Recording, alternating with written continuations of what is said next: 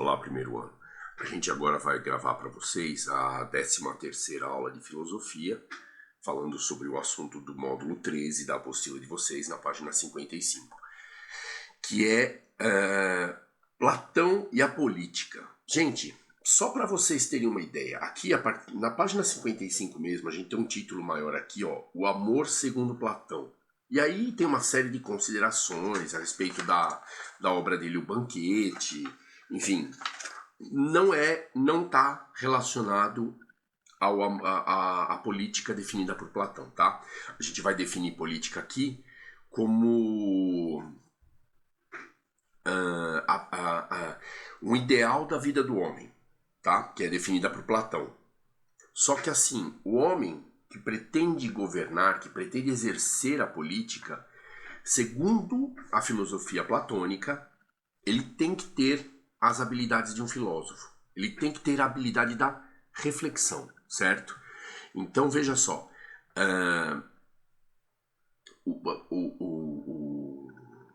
O candidato a governante, aquele que pretende ser um governante, pretende ser um rei, pretende comandar um estado, ele tem que visar, né? Ele tem que ter como objetivo o bem do povo e o belo.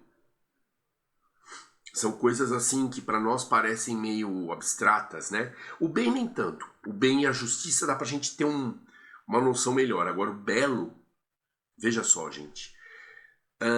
Eu vou fazer um exemplo aqui, tá? Da beleza. Quem já viu uma obra pública funcional? Ela funciona direitinho. Ela funciona pro fim a que ela foi construída, assim, ela dá certinho para aquilo que ela foi construída para. Porém, ela não é bonita, não é harmônica, não salta aos teus olhos, tá? Não tem beleza, não tem harmonia, certo? Não tem, como é que se diz? Um atrativo estético, certo? Ela não te atrai pela estética dela. Segundo Platão, não tá aqui, tá? Mas eu vou fazer um esclarecimento para vocês. Segundo Platão e todos os filósofos gregos antigos, a beleza levaria o indivíduo, o homem, a um estado de êxtase, a um estado de prazer, a um estado de tranquilidade, né? A harmonia das formas levaria o ser humano a um estado de tranquilidade, a um estado de paz, de serenidade, que possibilitaria ao ser humano, ao indivíduo, refletir sobre as ideias. Refletir sobre as ideias, sabe? Pensar, buscar uma solução melhor. Isso é reflexão, certo? É quando você para pensar, se distancia o suficiente de um problema para poder pensar a respeito dele, para poder raciocinar. E o belo, a beleza, ajudaria o homem a serenizar, a ter serenidade no seu espírito para poder praticar a reflexão. Veja bem, gente, juntando a ética, o amor descrito por Platão, que aqui eles falam muito sobre a definição, a conversa que eles tiveram no dia seguinte ao banquete e tal. Quem tiver interesse... Esse livro, O Banquete, é um livro legal de filosofia. Porém, é um livro que vai definir conceitos que você tem que estudar outras partes da filosofia para entender a contextualização dos conceitos criados aqui nesse livro, certo? Aqui, nessa parte que a apostila de vocês cita, do banquete, eles mencionam muito o amor, mas o amor não no sentido que a gente conhece hoje, o amor entre um homem e uma mulher, ou entre dois indivíduos, né? Ou duas mulheres, dois homens, enfim. Não esse amor das pessoas, mas o amor que um indivíduo pode criar na procura de conhecimento, na procura de justiça, na procura de beleza. O amor pode levar o homem à procura desses critérios que eu falei para vocês, a ponto de fazê-lo procurar a metade dele. Gente, eu sei que é abstrato, mas vamos raciocinar comigo. Talvez na idade de vocês ainda não tenham pensado, ainda não tenham refletido o suficiente naquilo que realmente deixa vocês felizes. Naquilo que nada vai perturbar a felicidade que você sente naquele momento, na hora que você encontrar isso aí, isso que a gente está imaginando. Ou seja, quando você buscar realmente aquilo que você ama, você se tornará pleno. Você alcançará a plenitude da paz. A plenitude da capacidade de raciocínio. Na verdade, nós não vamos mencionar a plenitude da capacidade de raciocínio, nós vamos mencionar a capacidade de reflexão, qualquer que seja a reflexão, sem envolver razão, emoção, nada disso. Mas a partir do momento que o teu amor te move à procura de algum atributo, que não seja outro indivíduo, você acaba por encontrar aquilo que te dá prazer. Quer ver? Eu vou dar um exemplo. Eu não sei se tem algum de vocês que tem o pai, a mãe ou o responsável motoqueiro. Motoqueiro não, motociclista, né? Não motoqueiro urbano, mas o motociclista, que normalmente tem umas motos de maior cilindrada e coisa e tal. Gente, eu sou assim. Quando eu pego uma estrada de moto, ouvindo um som bem legal, baixinho, porque você precisa ouvir o trânsito, enfim, você precisa saber da aproximação de carros e coisa e tal, ouvir buzinas, essas coisas. Aquilo dá uma sensação maravilhosa. A tua moto, que você lutou, ela ficou legal, agora ela tá com a manutenção belezinha, os pneus estão calibrados, coisa e tal, aí você pega aquela estradinha veludo para ir para algum lugar. Isso dá uma sensação de plenitude. Nós que temos um pouco mais de idade, nós sabemos o que nos agrada, nós sabemos o que nos traz paz. Percebe?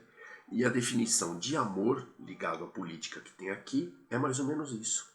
É o amor como o motor de busca de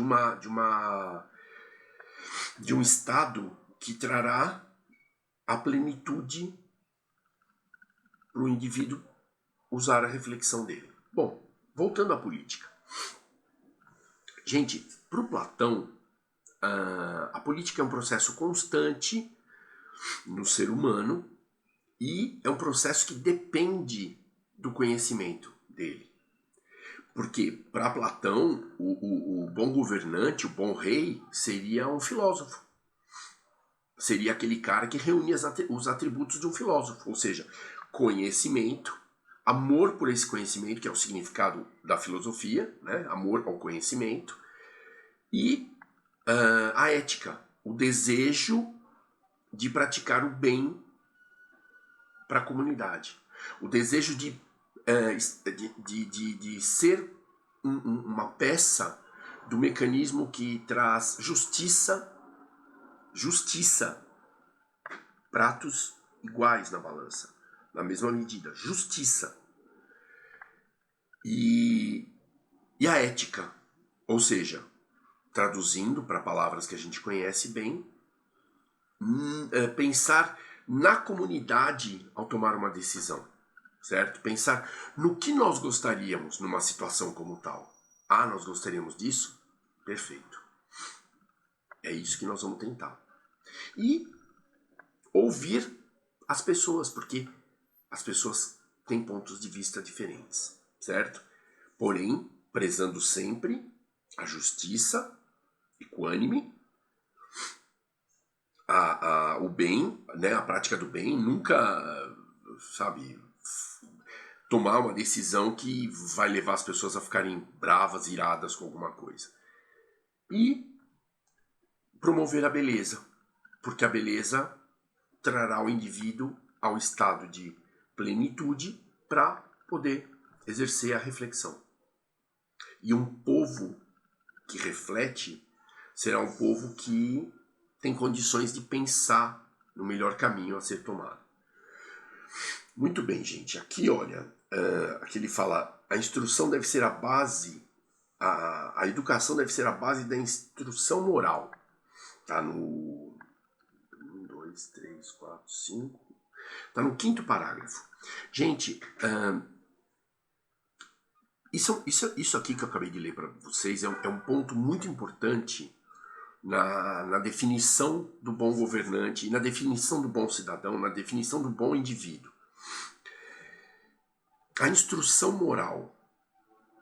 Pensem a respeito, reflitam. Eu não vou ficar ditando regras de moralidade aqui. Porém, cada um de nós deve saber intimamente o que é moralmente aceitável, o que é moralmente aceitável por nós, né? Aquilo que a gente deu uma justificativa para nós mesmos, e aquilo que é completamente imoral, feio, ruim de se praticar. Certo? Veja, a gente às vezes pratica coisas que não estão nem no bem moral total, nem naquela retidão de caráter total, e nem na imoralidade total, né? Na caminho torto total. A gente pratica uma moralidade que serve a nós. Só que, para um governante, essa moralidade ela tem que ter um nível mais elevado. Tanto que o Platão cita que até os 50 anos de idade, o filósofo deveria receber instrução formal. É a mesma que vocês estão recebendo na escola. Quer dizer, aquela época era uma, né? Agora é outra. Veja, gente, até os 50 anos, a gente mal e mal estuda até os 30 e já tá porra aqui de estudar. O bom governante, aquele cidadão preparado para exercer a política, ele devia receber instrução formal até os 50 e ser acostumado a seguir regras de conduta para ser um bom governante. É uma definição um pouco rígida que, na visão de Platão, se aplicaria a um bom governante. Tanto faz o modo de governo que ele iria exercer.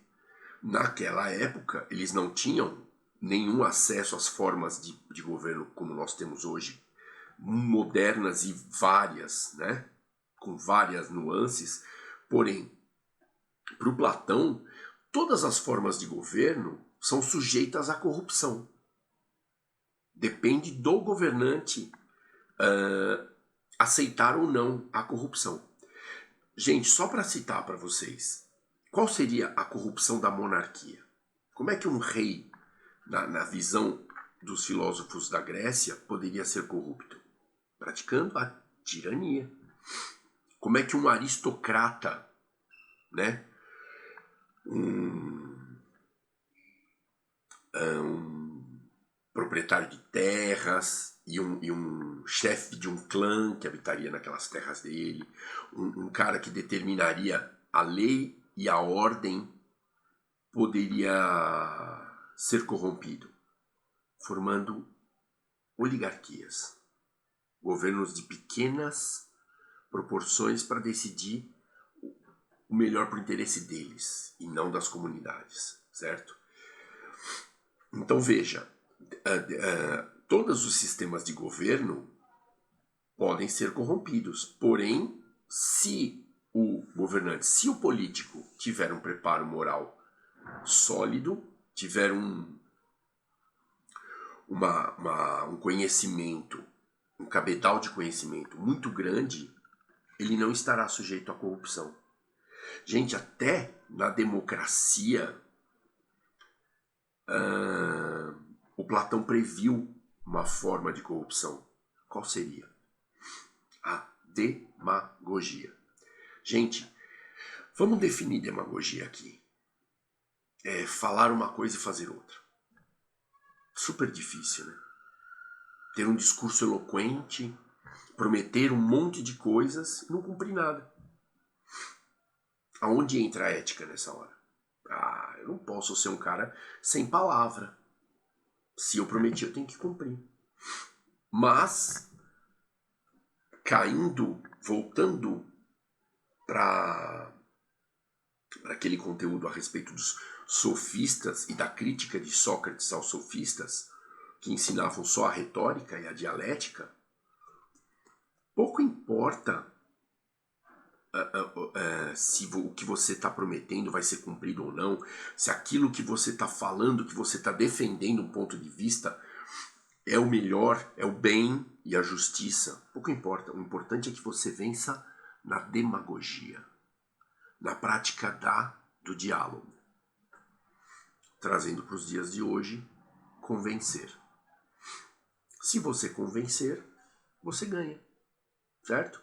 Então, gente, para Platão a política era uma coisa assim, destinada a poucos que quisessem se instruir, que fossem éticos e bons o suficiente para se instruir e praticar essa ética, essa bondade e a busca da beleza para a comunidade. Gente, o assunto é curto, né? Graças a Deus a gente tem condição de fazer um curso de filosofia gradual e trazer para vocês conceitos, né? A adaptação pedagógica de conceitos de uma forma suave, certo? Porque a filosofia é uma coisa um pouco complicada, um pouco difícil de ensinar. Né? A gente conta com a predisposição do aluno, do aprendiz, a aprender e enxergar utilidade naquilo que ele está aprendendo. Enxergar a serventia, na verdade. Nem tanto utilidade, mas assim, isso que ele está falando vem bem de encontro ao que eu estou pensando. Percebe? Esse é o intuito do curso de filosofia de vocês, tá bom? No mais, muito obrigado pela atenção de vocês até esse momento e bons estudos.